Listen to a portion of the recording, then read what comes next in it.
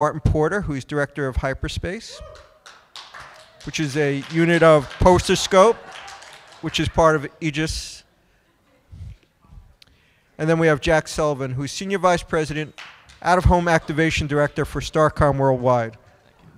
Thank you, Jack. You know what? Let me grab my pad because I have my notes on it.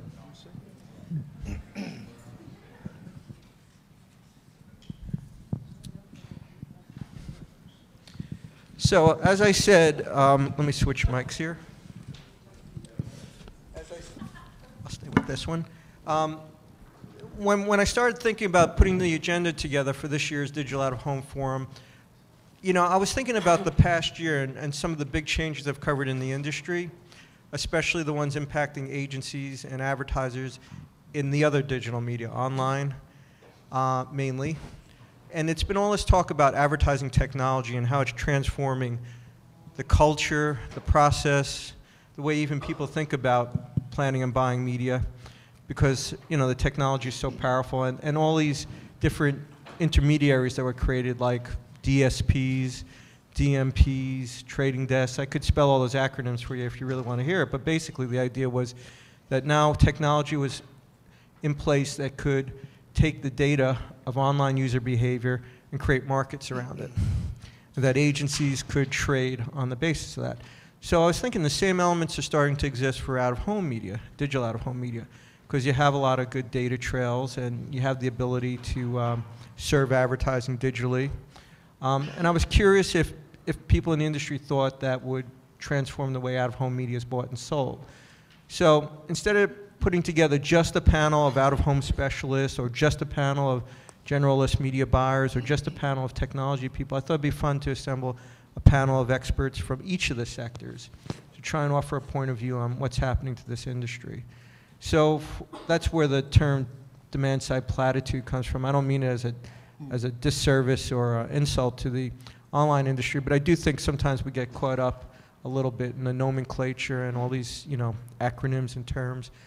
But so I want each of our panelists to kind of just introduce themselves and open up with a general statement about how they think technology, advertising technology, is transforming the way out-of-home media is bought and sold from their point of view, and if not right now, how it might be in the very near future. So we'll start with Terry, because I believe your organization is all about that. That's right. So hello, everybody. I'm Terry Gallo. I work for Media Brands Audience Platform, which is the division within Media Brands that's responsible for the integration of data, technology, and media to provision media across all digital channels, one of which being digital out-of-home. I head up our media and data strategy in the US and internationally, so responsible for bringing in our media and data partners into the marketplace, if you will. We look at digital out-of-home as a great asset that could be potentially added to the work that we're currently doing within the audience platform group. The concept of integrating digital out-of-home into our business unit has always been a part of our charter, which was established about 3 years ago. I think that in some ways it's no different how we think about buying display, video, mobile, social. It's just an aggregation of another screen that is able to be leveraged through technology and data. So we're really excited about the potential to do a lot of business in the space. Thank you. David? Hi, I'm David Leiter. I'm the CEO of Gas Station TV. I am going to try and represent the publisher community today and not just Gas Station TV in my answers.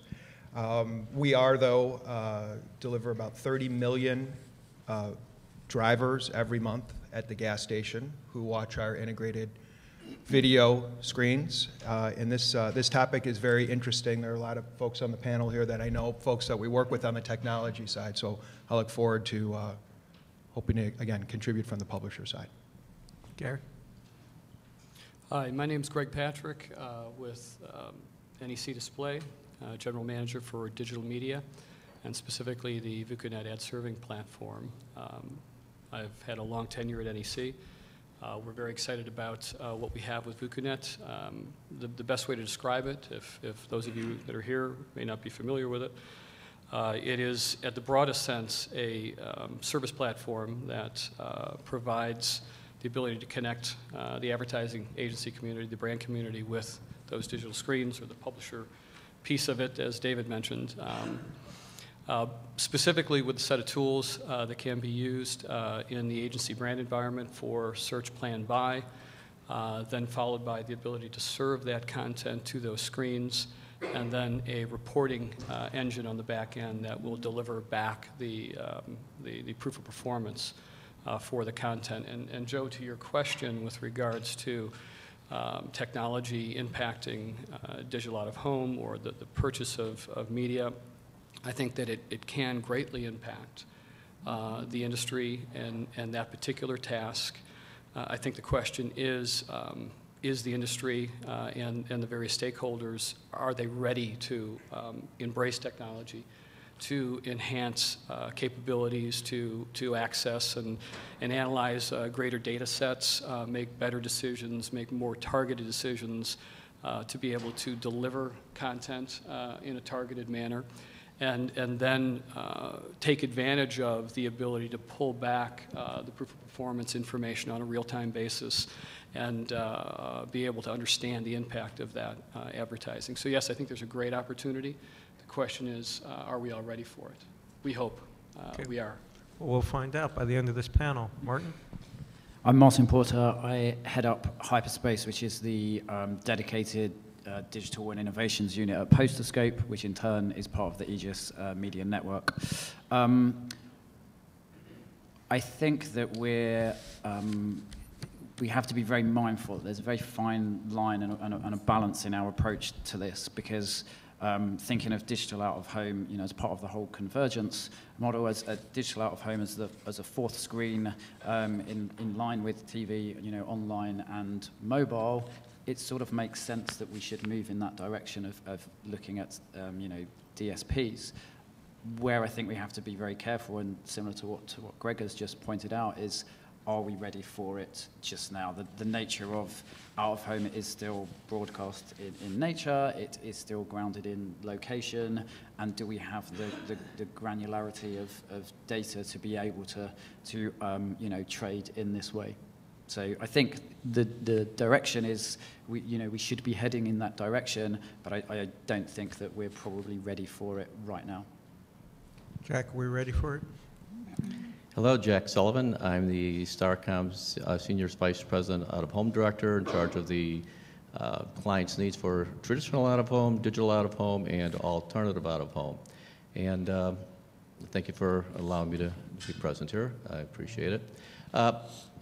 The digital out-of-home world is really growing quite a bit at Starcom. It's being well embraced, and I like what you said about being embraced. What's not being embraced probably within the whole ad community, especially within the advertising side, is the embracement of new technology, where I think a lot of our clients are very interested in the digital ads aspect of delivering messages digitally, place, sound, what else, maybe some video. They love that, but the act of conducting business digitally is something that's going to be a little bit of a game changer, especially within agencies, and that's what we're all trying to cope with within the agency. But my hope is that the technology of conducting the business is going to put us in a better place to make better presentations to the planning, the strategy side within Starcom and other agencies to get this medium more on the plans and into campaigns. Thank you. Okay, well, that's a great start. And you already created 20 questions for me to follow up on, so I'm not sure where to jump in. But I want to start with this concept that we're not just talking about digital out-of-home and out-of-home media here. We're talking about an industry, speaking for the agencies, you're part of organizations that buy all media. And what I hear from the management of the organizations and the people who supply them is that it's not just siloed media anymore, right? That what you're trying to do is create the best organizational structures and support systems to make all media work better. And in part of that, you're using technology. So in some media sectors where there was an earlier technology adoption, like online, it's starting to influence the way people think of data and buying in other media. So maybe I'll start with you, Terry, because I do think that's where your organization really fits in a lot of ways, because from what I understood, your division and the trading desk cadre was premised on this idea of audience buying, on the shift from that agencies in the future won't just be buying media, you know, the opportunity to reach consumers in the context of a media environment, but you'll actually be reaching the consumers directly based on where they are at that moment. And obviously you can do that online, but can we really start to do that now with digital out-of-home and other media? So I think absolutely right. The charter for Cadreon, which is a segment within the Media Brands Audience Platform, has always been to find and market to audiences across all digital channels. We do that through the intersection of data, media, and technology. We've been obviously very successful in doing that on the display side, in video, in social environments, now have a lot of activity in the mobile space, and see no reason why this type of buying and thinking should not or could not be extended to digital out of home. We're currently doing some TV trials, which is interesting.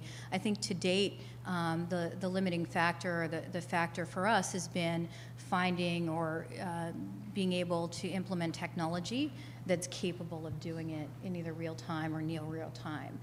But we've seen a lot of advancements, I'd say, over the past few months with technology companies coming forward and starting to test in the space and help this integration. But it's really being able to take the same data sets that we have or insights we have on consumers, whether that be third-party data sets or proprietary data sets that we see and view, whether it be on a mobile device or can expose through display, do and extend those things to the out-of-home environments. Okay, so Martin, you said one of the impediments and obstacles for doing this now is that out-of-home still bought more like a broadcast medium, that you're trying to reach a lot of people on a dispersed basis, and that it's harder to, you know, granularly pinpoint. But are you seeing signs that we're starting to get there? We're definitely seeing signs of more, as Terry just said, there's more data sets out there. It's being able to translate those into usable data sets that we can use within out of home. You know, for example, online, if I visit Macy's.com, if I then go to the next website, it can still serve me a Macy's ad on someone else's website. It's very difficult to do that even with the data in out of home, because it's still grounded in location. It's a broadcast. It can't follow me around in exactly the same way. So I think, you know, that's, I'm sure there is a way around it somewhere, and I don't know the answer. If I did, I'd probably be really wealthy. So yeah, I do think it's going to be very difficult, but I do think there is a lot of data sets out there. For example, let's just say TomTom as a satellite navigation system will be collecting millions and millions of data points per day of where people are driving in their car. And it's how do we take that data and work with media owners to get that data into their planning systems? Because I think there's say literally billions and trillions of data points that are there every day. It's just how do we harness that and use it from an out-of-home perspective. Okay, Jack?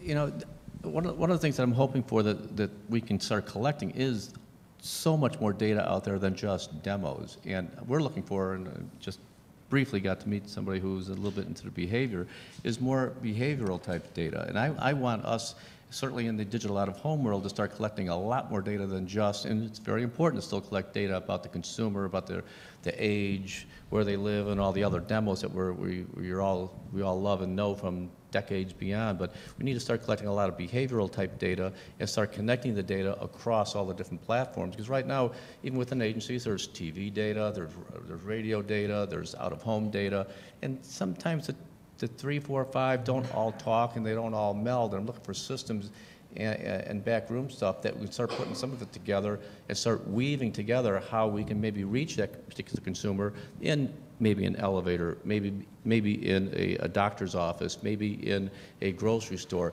And we have the capabilities of doing that, but there's still a lot of, and I don't like the word silo, but there's still a lot of not intermingling of data and cross-checking with some data to find where that happy medium is to maybe optimistically and optimizingly reach that consumer at the best time at the right place, and maybe secondarily and tertiary as well. But we're not doing that just yet, but I'm hoping that the systems and the way we conduct business will be able to reach the consumer when it really, really is meaningful.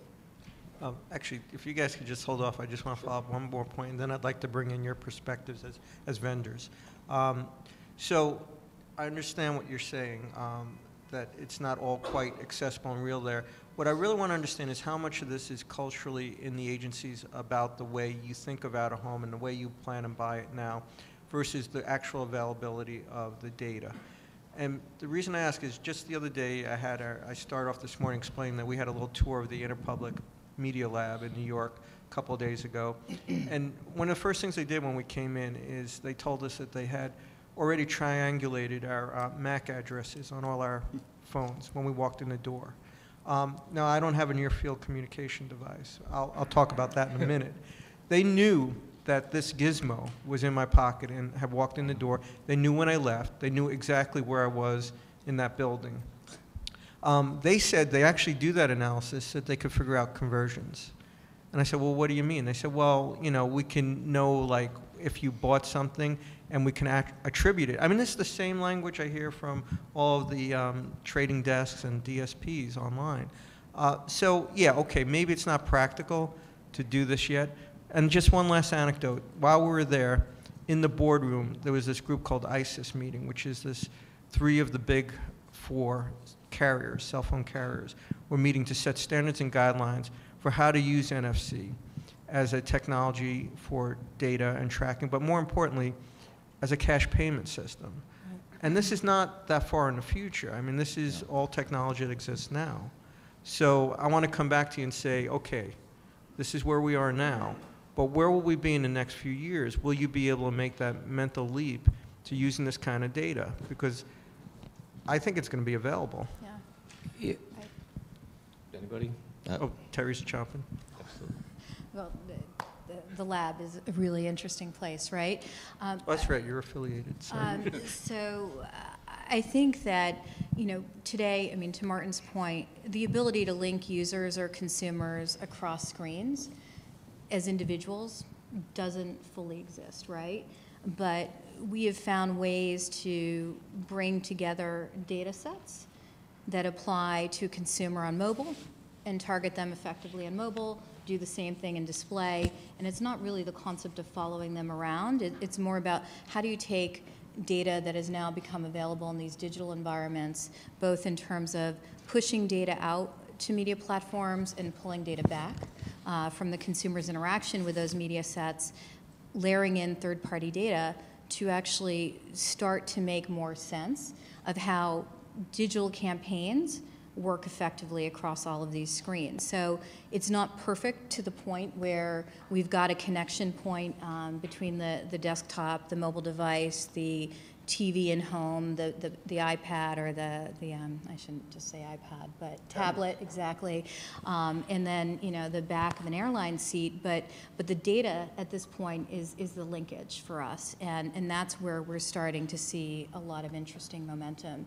You've got people, MasterCard coming into the market to take transactional data that they've historically only used for forecasting and economic guidance to governments, now bringing that digitally. So if you imagine you're in the back of a Virgin airplane, you swipe your MasterCard, not going to be able to identify Terry Gallo, but I do have great forensics on the individuals on that plane and certain sections of that plane, and then can tie that back to data from MasterCard and create these really interesting profiles that are not only matched to what we do on the display side, but then extend to all of these other places. So, I want to come back to the agencies, but I saw you guys chomping to talk about this. David, you seem like you had a point of view. Yeah, I think what's interesting is we also have to think about what does digital out of home deliver?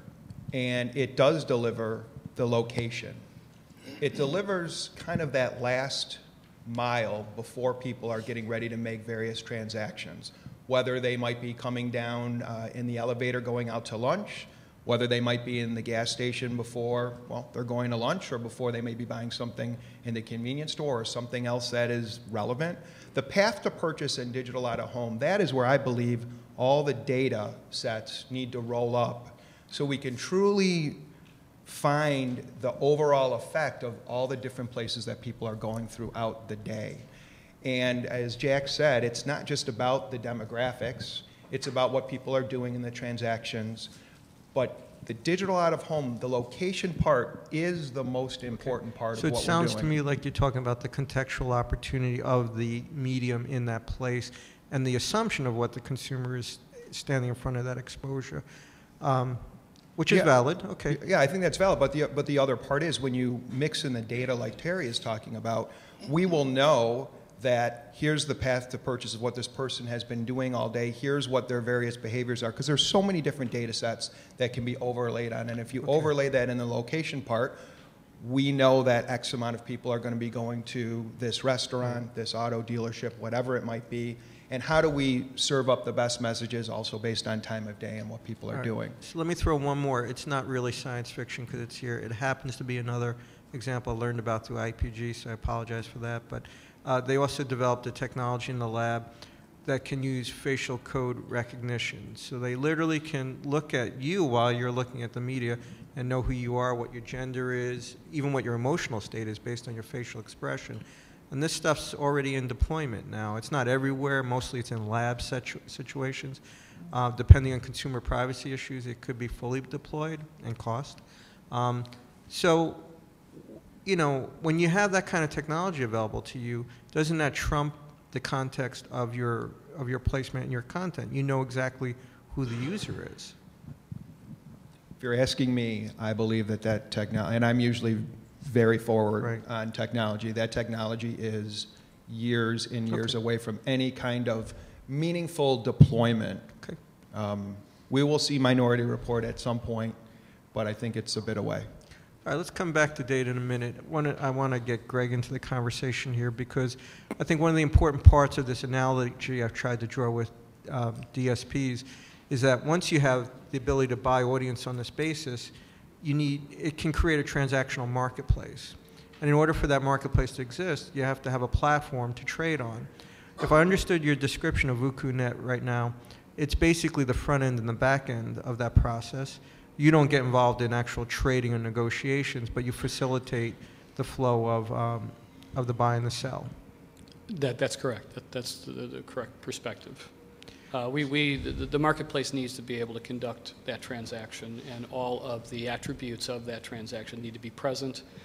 Negotiation, unique value, intrinsic value of the publisher or the network owner-operator side, and the unique information and the ability to properly select an audience on the agency side. That has to be present, but you do have to have a platform then to allow it to be served and delivered to the endpoint. So you basically create a lot of private markets for people to do business with each other.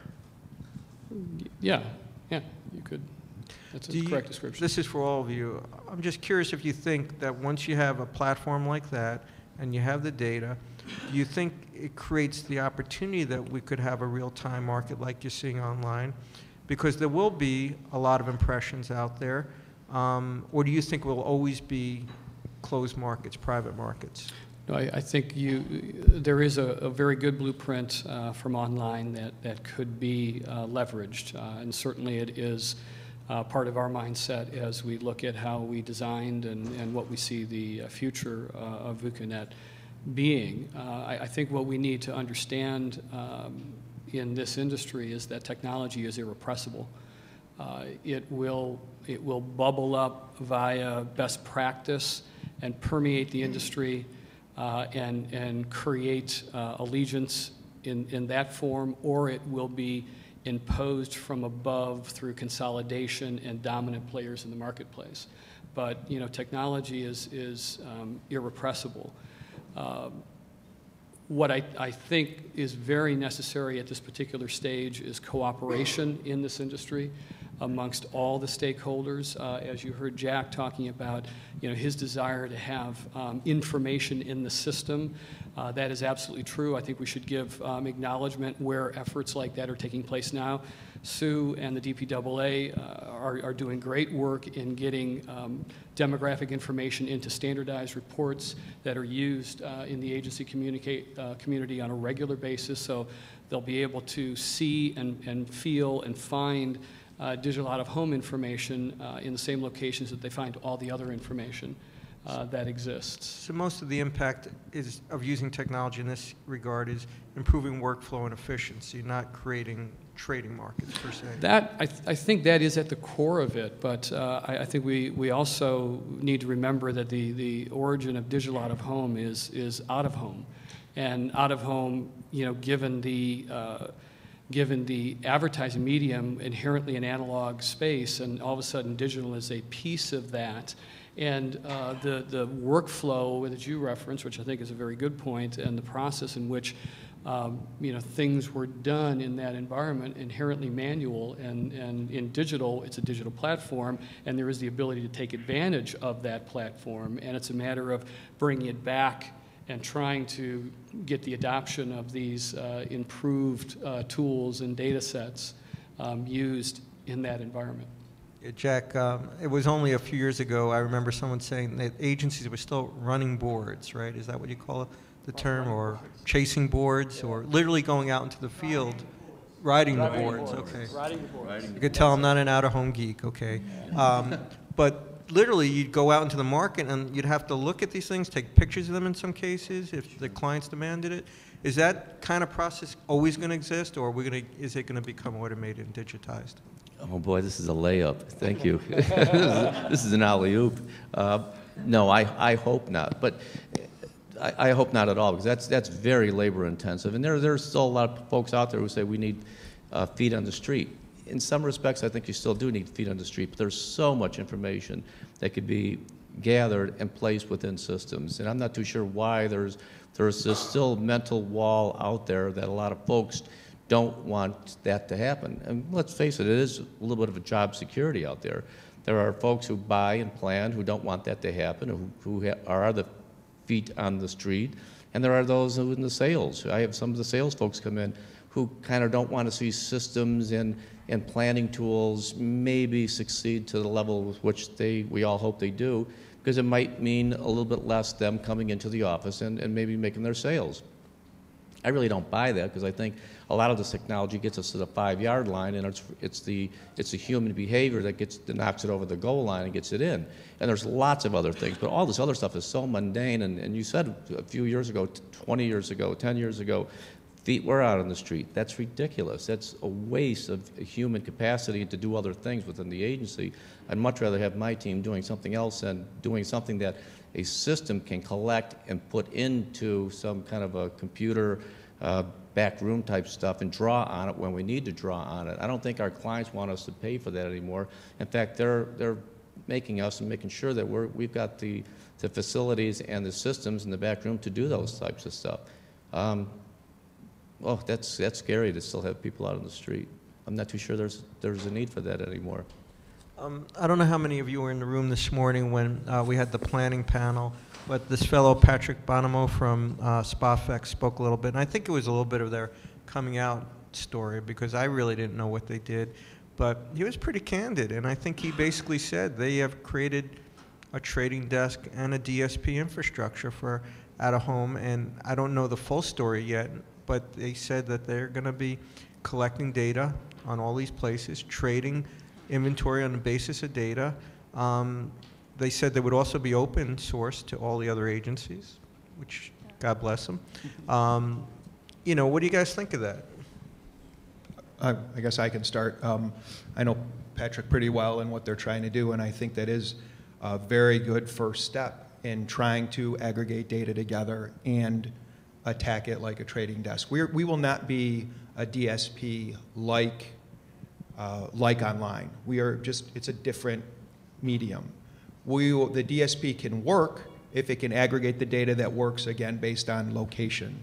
Then I believe we should not walk away from location. Yes, if you look at a lot of brand studies that a lot of the digital out-of-home companies do, you will see they are just as effective as broadcast or other different medias. But the fact is, our core advantage is our location base. So if you think about, can that DSP use all the data?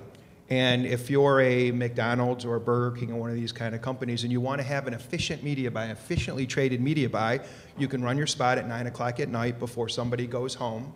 Before somebody goes to bed, or you can be at the gas station, the elevator, on a digital board on the 405 freeway at 11:30 to 12:30 during the day.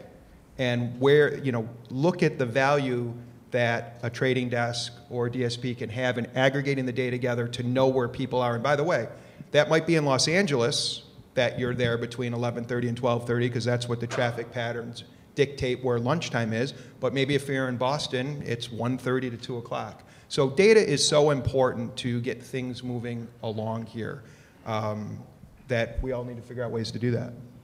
If I can just add, though, I'd like to see eventually, in a little bit of a crystal ball in the near future, to take exactly what David just said and then maybe flip it a little bit and have a little bit more of a fluid media plan. Because we have 4 different time zones in the country. And if I could take my weight and my money, and there's different noons all over the country, of course, I'd like to start moving my weight and my money around instead of using 2-week and 4-week custom buys now. I don't know if we need to do that. I think I should be able to follow that lunch across the country as noon comes, or that blanket of time from 11 to 1 to put a McDonald's. Or I might want to do something at the gas stations during a certain part of the day and start shifting that money and start moving it to office buildings, shifting that money towards the end of the day to maybe put it into the health clubs. But moving the weight of my ad campaign around to different places and the correct advertising for each day part, depending on each venue as well. And start moving that along and have it a little bit more of a fluid. Because right now we come up with campaigns for a week. Here's where we're going to put them. This is what we're going to stick with it. And this is the creative that's going to go there. And there it lives for 4 weeks. We don't make too many changes. And we look back and say, let's do a run and post buy and see how it performed. Instead of let's start moving this stuff around, let's start moving our buy around and our creative around. I mean, do you foresee a time where it'll be like online, where you'll have real-time dynamic digital insertion, changing copy based on? I do, and we don't have that. That's where you need the systems. We don't have the capacity to think that quickly and to move those things that fast. We do need systems to do what I just described. Human capacity doesn't have that, but we need people to push the buttons, to come up with these ideas, and to brainstorm how we're going to effectively place that creative that might be targeted towards certain people, and slot it. When this happens, this is the creative, and things are going to start moving along. We do need those. We need humans for those, to make those kind of answers. I agree with Jack in the fact that we've still got, that is where we should be going, but we are still a long way off on the basis there's still a lot of networks that will say that it has to be 4 weeks, and if I say I only want to buy 3 till 6, I can't. So if we haven't even moved to that step yet, I don't think we're then even closer to being able to... You can do that with me, Martin. Okay. And I think you can do that. I think you'd be surprised. I think there are a lot of the digital networks that are really pushing that way. If and The processes. well, no, the processes and the tech. Yeah, oh, sure. The processes and technologies aren't there. And I know we've all had conversations. We want to be able to do that for you. What you're saying. So it's going to be slow.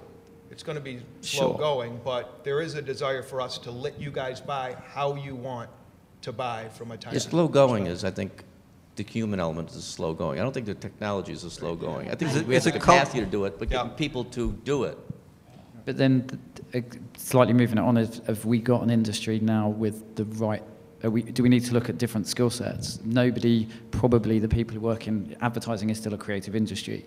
Nobody probably joined it thinking, yeah, I've come here to tap keys and data crunch. Everyone wants to do, I want to do big creative ideas. So actually, do we need to start, if we're moving in this direction, do we need to start looking at Wall Street for our next wave of people to come and, because the financial markets have been doing this sort of trading for a long while. And we can't compare it like for like, but have we got the right people in the industry with the right mindsets now to be able to do this sort of trading? I know that's a sweeping statement. I'm not saying everyone isn't, but when, you know, that's not generally how the industry has gone and recruited its people.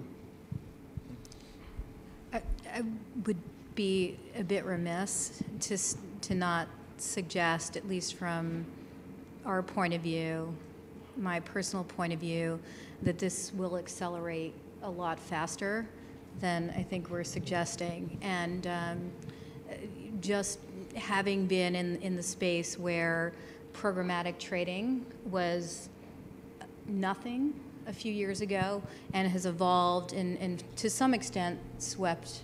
Yeah, a I bit kind of- of, you know, I'm supposed to be and- neutral because I'm a journalist, but I kind of agree with Terry.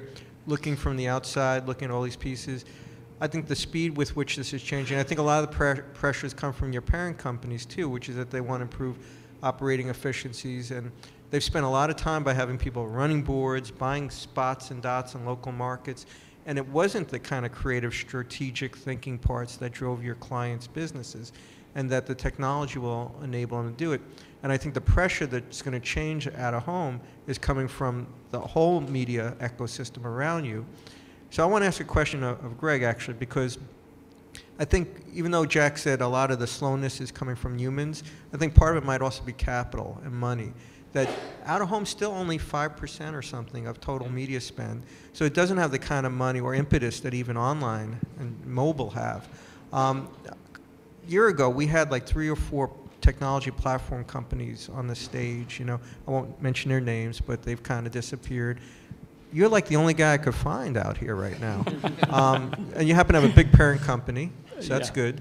Yeah. But is capital a big issue, and why are you committed to this industry? That's a great question, Joe. Yes. Well, first of all, we have the benefit at VukuNet, which VukuNet is a business unit within the NEC Display Solutions Company of America, NEC Corporation globally. And I think we've demonstrated, I would hope to date, to the industry that we are committed to this industry, committed to the solution that we represent, have the staying power and the pockets to see this vision of being able to serve ads in digital out of home, you know, through to some, you know, conclusion, some level of success that I think we may still be challenged to define exactly what that looks like. We have an idea, we see the proper trends and things like that, but our opinion has been that this industry did need some large technology players to become interested and involved to help you know, move things forward, provide some ideas, provide some solutions, and I think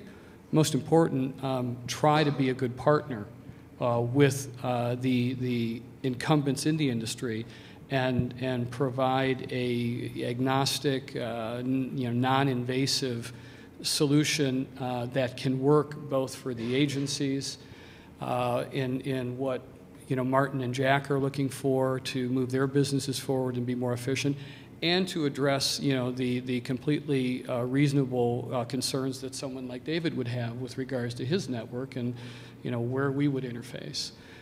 So I think that we represent that type of contribution as a company and as a solution, and you know, we're going to be here. We were here 3 years ago, and we're going to be here 3 years from today. Thank you. So if there are any questions from the audience, we have some time for questions. Just hold up your hand and we'll get to it. Okay. So David, I want to ask you because, there is a question. Sorry. Actually, something that David had said before I think is really important, which is that it can't come down to the denomination of being purely a digital consumer, meaning that the location isn't taken into account. And the reason for that is because I think the digital signage industry, digital out of home, has to look at itself as this interstitial kind of activator for the mobile consumer. Because the whole issue is you need something that drives the consumer to the touch point. And digital signage and digital TV out-of-home segment can really be that activation point that gets the consumer to start using that mobile technology. And I think that the industry as a whole has to work together, including with the agencies, to come up with kind of some common definitions and common practices so that you can move forward and the industry itself can become a much bigger piece of the media buy future, because it's going to happen. It's already happened in Europe. It's already happened in Asia. It's going to happen here in the US, but we can take a cue from those other areas of the world and really look at working together on creating that common nomenclature and common definitions as well as common practices so that we can get to that point much quicker. So it's a great observation and suggestion. Do you have a question, though? No, Okay. no, actually. No, I agree with you. And, you know, it's funny because a couple years ago we were talking about concepts like live stage marketing. When people were in a store, you know, if they went to the grocery section and then they went to the hard goods section, and you could start to triangulate, like, you know, their shopping experience. But now we have technologies that can triangulate where people are when they leave their home or their office, when they're on the road, when they're in front of that screen in the store and the mall. Like, how far away are we from being able to put all those pieces together? You know, if I could just make one real-life comment, I hope I'm right on this, but I think it was Silverado did a campaign not too long ago, and Silverado, you know, they chose which markets are going to do our advertising, and of course they had some outdoor advertising in there as well, and other media. And how close are we is the question. I think we're at the cusp. I don't know if we're using it as greatly as we possibly can, but the folks in Detroit did a little bit of research, looked into some data, and traditionally they would select certain markets.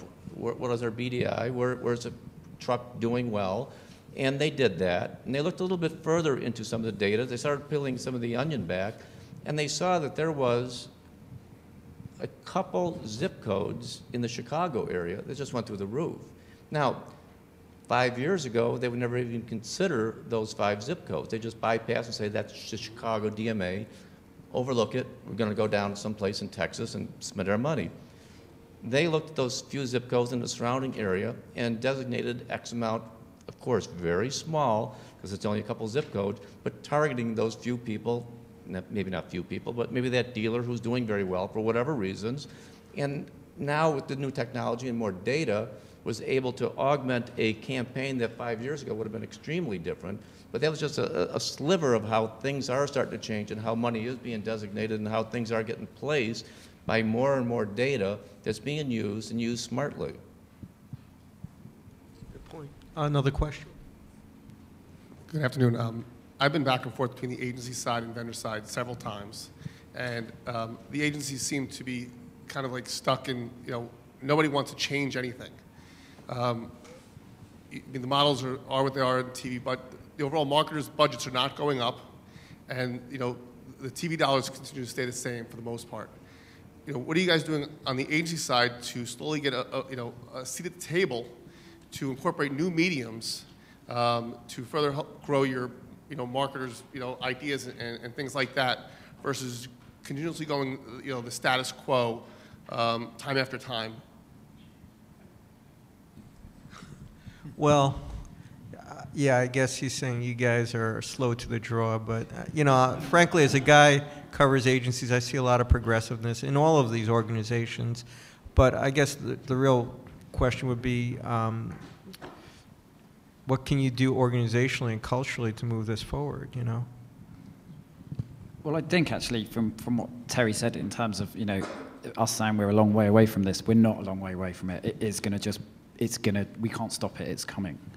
So, but it's just how do we make sure that we do it properly? Because as I'd say, we'll get into some sort of do it really badly, and that's not just us as that's all points in the chain, and actually we'll just then is it going to contract the market? Will it end up will there be vendors that will fall by the wayside if they haven't got the data? So I don't think it's necessarily that we're against change at all. It's just that we just need to make sure if we're going to go down this route that we're doing it properly, because we just lose our purpose if we're just sort of buying a bunch of impressions where we've got nothing. But where's the value in that impression if that's all I'm just going to buy and I don't have anything to back it up with?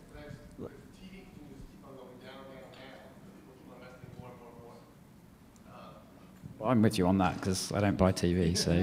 Well,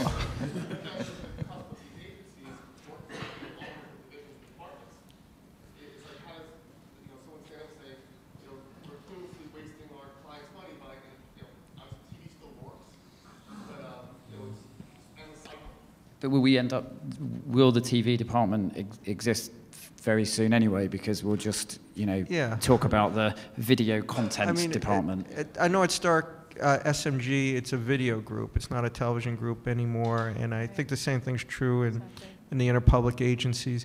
Jack, let me ask you, will we have a different story if John Musinski was on here or Rashad Tabakawala, or is this the same message that is across Starcom and Publicis right now? No. You may hear a different story from those folks, absolutely. I'm not too sure which story, but you would hear a little bit of different story, and they'd probably tell you, they'd probably tell you the best reality. I'm going to give you a little bit of reality of what's going on at the agency, and I know a lot of you go to the strategist. I'm going to keep telling you to go to the strategist. That's where the planning strategist. That's where that's the chicken and the egg. That's the chicken or the egg. That's where it all starts, at the strategy side. Rashad will tell you, who's a visionary, will tell you how he'd like to see things grow, and he's an extremely intelligent guy, and John's very video-centric, and everything should be on screens, and those guys are great, but we all have our own story. I think at the end of the day, though, we all hope that we get the best product for our clients, and I think we're all telling the same story, just a little bit differently. And I want more money. I think we have time for one more rebuttal, David. With all due respect to the media companies that pay my salary, they all say they have video investment groups, but they are all still very siloed in how the dollars are allocated from planning. It's just a fact. It's great that the movement has been made. You've got a lot of people that are on the leading edge trying to do that, but the culture of the agencies is still television-centric, no matter what any of them want to say. And I've sat and debated with clients ad nauseum, but it's a fact. I'm from the agency side, and I've also been on the interactive side. So I think, though, the thing that helps move these things forward is technology. Technology is going to be, because the other part at the end of the day, the agencies, the people that work there are overwhelmed with the quantity of people that are coming in and the work that they have to do. There's, 10,000 of me that are coming in to see them, and you cannot expect them to be able to incorporate everything together. So you need tools, just like Martin and Jack and Terry, well, everybody in the panel have been talking about. Once you have these tools in place, I think it becomes much easier to be more inclusive in the process for the digital out-of-home players. Yeah, we had a TV conference in this room yesterday, and it was shocking to me to hear major TV companies like Discovery and Turner Network saying that only about 2% of their revenues are coming from digital right now. So I don't think it's all on the buy side. I think some of it's on the sell side too, which is the way this industry is organized. It is people and cultures and systems, and I think you got to do a better job of selling, honestly, and get to those strategic people in the agency groups, get them to shift their budgets, get to the clients. I want to thank the panel. I don't know if we really achieved my goal of figuring out the DST utopia for out of home, but I have a feeling we'll have another conversation in a couple of years and see where we're at. So thank you. Thank you.